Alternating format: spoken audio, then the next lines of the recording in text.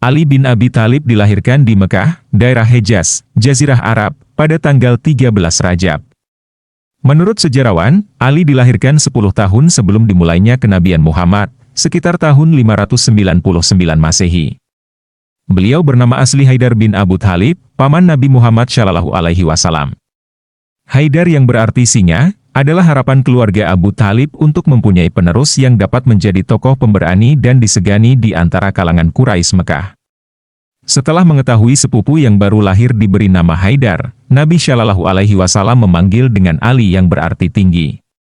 Ali dilahirkan dari ibu yang bernama Fatimah binti Asad, di mana Asad merupakan anak dari Hashim, sehingga menjadikan Ali merupakan keturunan Hashim dari sisi bapak dan ibu. Kelahiran Ali bin Abi Thalib banyak memberi hiburan bagi Nabi Shallallahu Alaihi Wasallam karena beliau tidak punya anak laki-laki. Uzur dan fakirnya keluarga Abu Thalib memberi kesempatan bagi Nabi Shallallahu Alaihi Wasallam bersama istri beliau Khadijah untuk mengasuh Ali dan menjadikannya putra angkat. Hal ini sekaligus untuk membalas jasa kepada Abu Thalib yang telah mengasuh Nabi sejak beliau kecil hingga dewasa, sehingga sedari kecil Ali sudah bersama dengan Muhammad. Ketika Nabi Muhammad SAW menerima wahyu, riwayat-riwayat lama seperti Ibnu Ishaq menjelaskan Ali adalah lelaki pertama yang mempercayai wahyu tersebut atau orang kedua yang percaya setelah Khadijah istri Nabi sendiri. Pada titik ini Ali berusia sekitar 10 tahun. Pada usia remaja setelah wahyu turun, Ali banyak belajar langsung dari Nabi SAW karena sebagai anak asuh, berkesempatan selalu dekat dengan Nabi. Hal ini berkelanjutan hingga beliau menjadi menantu Nabi. Hal inilah yang menjadi bukti bagi sebagian kaum sufi bahwa ada pelajaran-pelajaran tertentu masalah ruhani, spirituality dalam bahasa Inggris atau kaum salaf lebih suka menyebut istilah ihsan, atau yang kemudian dikenal dengan istilah tasawuf yang diajarkan Nabi khusus kepada beliau tapi tidak kepada murid-murid atau sahabat-sahabat yang lain. Karena bila ilmu syariah atau hukum-hukum agama Islam baik yang mengatur ibadah maupun kemasyarakatan semua yang diterima Nabi harus disampaikan dan diajarkan kepada umatnya, sementara masalah ruhani hanya bisa diberikan kepada orang-orang tertentu dengan kapasitas masing-masing.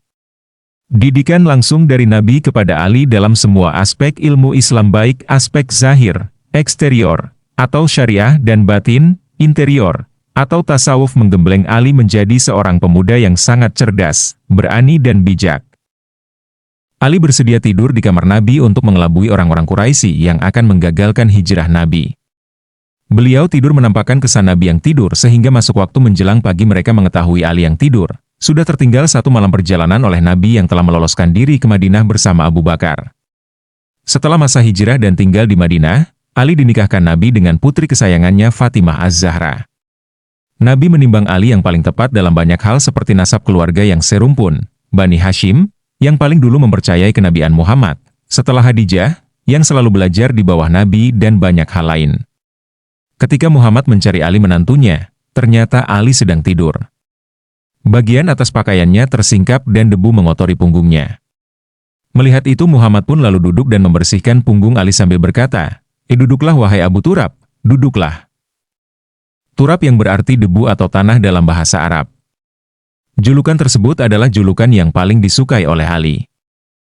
Beberapa saat setelah menikah, pecahlah Perang Badar, perang pertama dalam sejarah Islam. Di sini Ali betul-betul menjadi pahlawan di samping Hamzah, paman Nabi. Banyaknya Quraisy Mekah yang tewas di tangan Ali masih dalam perselisihan, tapi semua sepakat beliau menjadi bintang lapangan dalam usia yang masih sangat muda sekitar 25 tahun.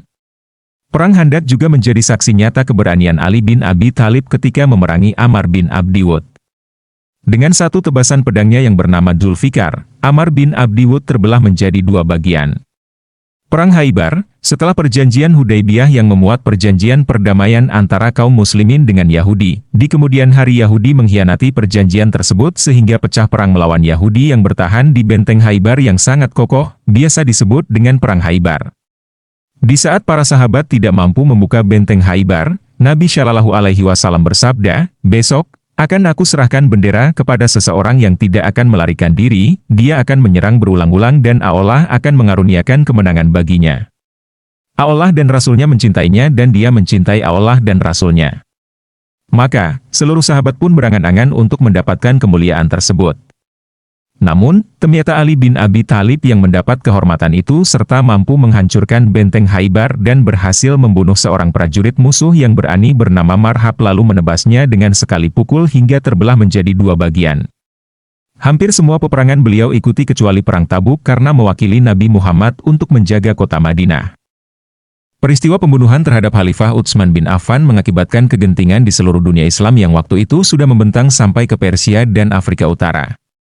Pemberontak yang waktu itu menguasai Madinah, umat Islam saat itu tidak mempunyai pilihan lain selain Ali bin Abi Thalib sebagai khalifah.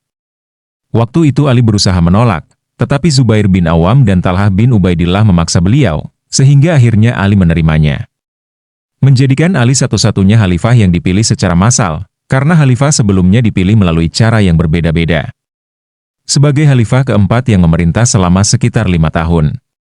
Masa pemerintahannya mewarisi kekacauan yang terjadi saat masa pemerintah khalifah sebelumnya, Utsman bin Affan. Untuk pertama kalinya perang saudara antara umat muslim terjadi saat masa pemerintahannya, pertempuran Basra.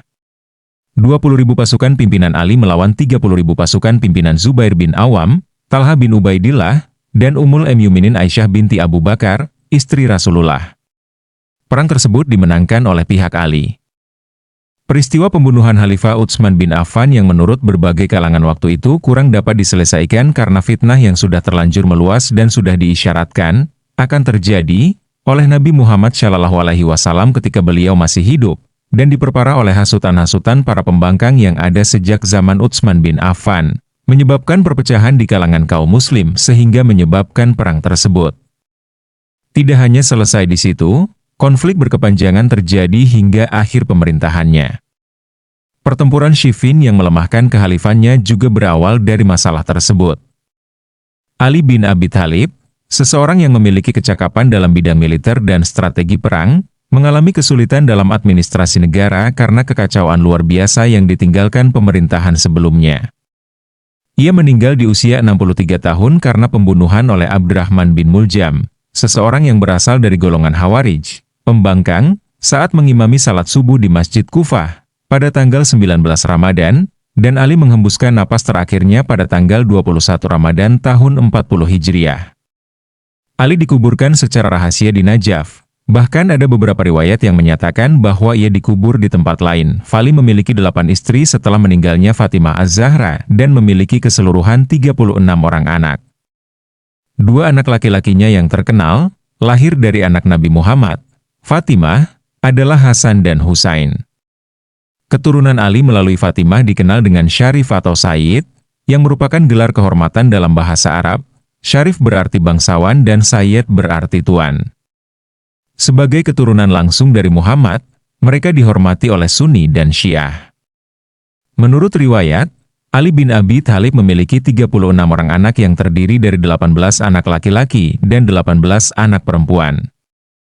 Sampai saat ini keturunan itu masih tersebar, dan dikenal dengan Alawin atau Alawiyah.